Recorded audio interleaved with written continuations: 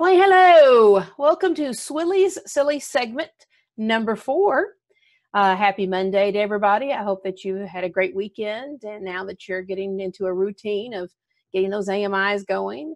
I didn't sleep good last night, so I'm tired. I might fumble over my words, but I hope this time to correct 2 things that bothered me on the last video.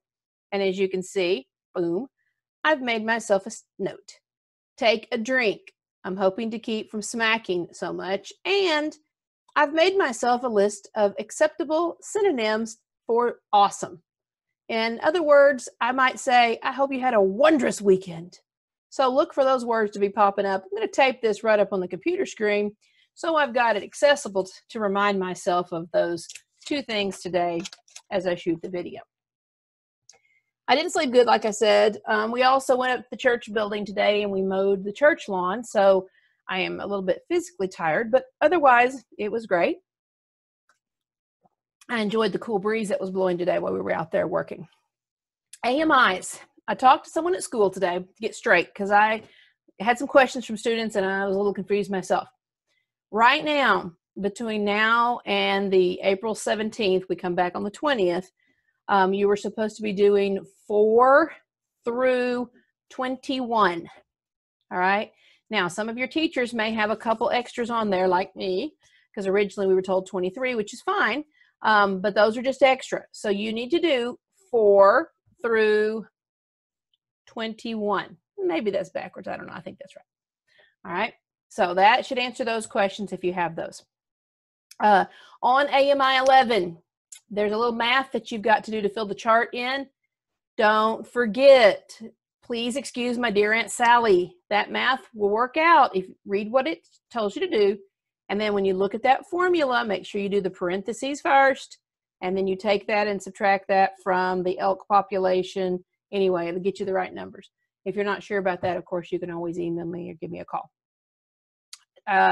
Alexander Hamilton is still on the boat trying to get to America because I haven't read any. I don't know. Just stuff happened this weekend. We had online church and other things, and it just, I didn't read. So that's what I know about that. I'll keep you updated on that. PMD. I've had several students asking me about PMD, 8th graders. I don't know yet. The decision hasn't been made. President Trump did yesterday extend the amount of time he would like to see everybody social distancing until April the 30th. That being said, that's pretty close to when the trip is scheduled. So as soon as I know something, I will let you know. I hope you understand that this is heartbreaking to me, one way or the other, to make the decision, but this is something that's beyond our control. Hurricane Katrina kept a group of kids from going 1 year, and this may get in the way here, but I'll let you know as soon as I know something. I went outside today to check on my bud, which I've named Budrow. And so, as you can see, I got my journal back out, and I drew on the bottom. And yes, my artwork is still not great, but I did the same exact angle, looking from the same perspective. And you can see that the leaves have gotten bigger, and they've spread apart enough to where you can actually see more leaves on that bottom bud, the one that's down here. The one that's next to it, there's still 2 leaves there, but the one on the closest side to where I was at has gotten really big, and it was just blocking the other one. You can also see the twigs have gotten bigger if you compare their sizes to what they were 3 days ago. So I hope you've marked your bud and you're watching your bud, but if not, I guess you'll get to watch my bud, or as I like to call him, Budrow, or I guess Budrows, since there's 4. All right, so that's what I know about the buds. The other thing I'm doing, which I'm really excited about, is I'm working on my Mickey ears. I'm making my Star Wars set. Excuse me. So I hope to have that set ready to show you on the next video, which I'll try to do on Thursday. And I'll show you the first set I already made, which were my leopard print, and then my new set. I'm pretty excited about that, and I think that you will find that that whole process is very mind-blowing and impressive. There you go. Some synonyms for you. Okay. Brown-headed cowbird. His picture is going to pop up here. Take a look at this bird. This bird has always been to me one of those that proves to me that God does have a sense of humor. It looks kind of like one of those Toy Story toys where Sid took the two different toys and put them together to make the monstrous looking toys. It looks like we've got the bottom half of a black bird and the top half of a brown bird. Why does this even matter, Swilly? Well, today I was sitting on my front porch drinking my coffee and sitting there thinking I should be reading some of Alexander Hamilton, and one flew into the tree next to the bird feeder. And I guess he wanted to let his buddies know that there was food in the feeders because he started calling out this really interesting call. Well, I got my Merlin app, you know, that app that none of you have downloaded, even though I told you you should because it's super awesome. And I pulled up the brown-headed cowbird. And I thought, wonder what his call is. I didn't know at the time he was trying to get his buddies to come. So I listened to all the different versions, and they've got a lot of different, and see, I've got to figure out how to link this up so you guys can see this, because we've got like major glare, whatever. All right, there's like 7 different options. So I listened to all of them until I found the right one, and this is the right one. This was the sound he was making. We'll get one more example, and then I'll stop it. That's the sound he was making, and apparently that sound is the flight call, I guess, to get the flock to come where he was at, which was really cool. So then I decided, wonder what would happen if someone called back to him. So I turned the volume up real loud and I played the same sound again. And boy, he had been just going at it, just making that sound come out. And when I did that, he went, he kind of cocking his head a little bit, and he looked around.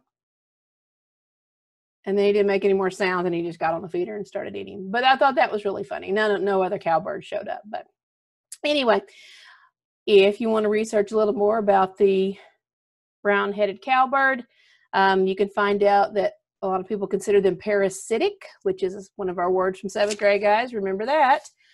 They will, spoiler alert, sometimes lay their eggs in the nests of other birds and let those birds, you know, sit on them and hatch them for them. Parasitic. So they're very interesting, and you might read up on the old brown-headed cowbird. They're pretty interesting to look at. Okay. So my sister calls yesterday, and sometimes I know it helps to have a picture. So I'm going to put a picture of my sister and my mom. My mom will be, well, let me know which picture I'm going to use. You'll know me, and then my sister will be, I think I'll use the one where she's on the opposite side of the picture as me. Anyway, I'll plop that up over here in a second. But her name is Carrie, and Carrie is a chef. She works at the U of A in one of the sororities cooking for them. And she's off right now, of course, because they're out of classes. At least they're out of classes physically. Anyway, her and her husband had gone to, I guess, the Buffalo to hike, and they took their dog with them, and they were walking down at the creek, or down the Buffalo River. And Biscuit got in the water, I guess, maybe, I don't know. He got cold. So Carrie sends me a text and says, Biscuit got cold, so I had to swaddle him up, and do you recognize this? And this Biscuit was swaddled up in a sweater. Okay, now, backstory to this sweater situation. I think it was about 7 or 8 years ago at the Dollar General, I found this sweater. This is my sweater. This is my favorite piece of clothing. I wear this in public, and it embarrasses my husband because it now has holes in it. Because it's old. It's like 8 years old, and I wash it all the time. See, there's one of the holes right there. Okay, anyway.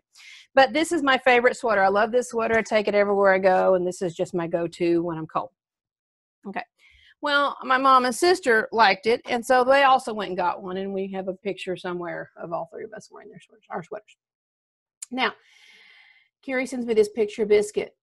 Biscuit was wrapped in her sweater. Carrie's text said, do you recognize this? At that moment, I was sitting at my computer wearing my sweater, which then made me chuckle. So I took a selfie, sent it back to Carrie, and said, of course I do. Look.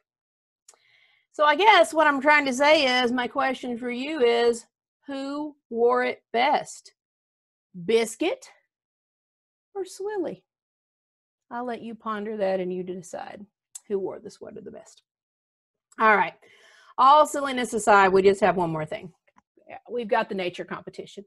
I was getting a little disheartened. I wasn't getting very many pictures, and then a couple more flooded in today. So we've got 5 pictures in our nature picture competition.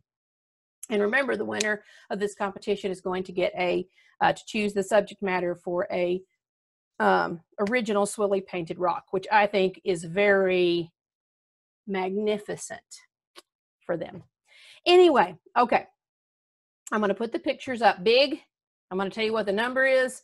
And then at the end, I'm going to have them all 5 up on the screen. When you vote, you can vote the following ways. You can put the number in the comments below this video. Or number 2, you can email me your number that you want. Or number 3, you can text that to me.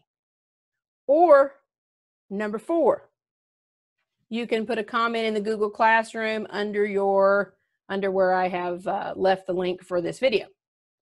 Any of those ways is fine. Yes, this is America. You can vote for your own picture, by the way.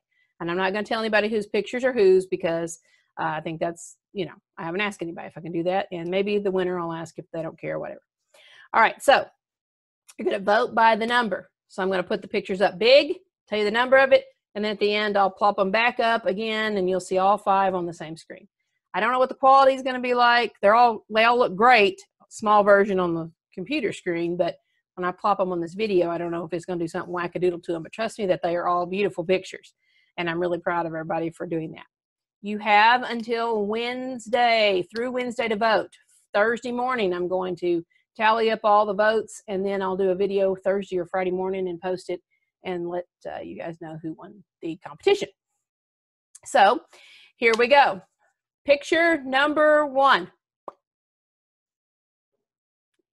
That's picture number 1 you're looking at now.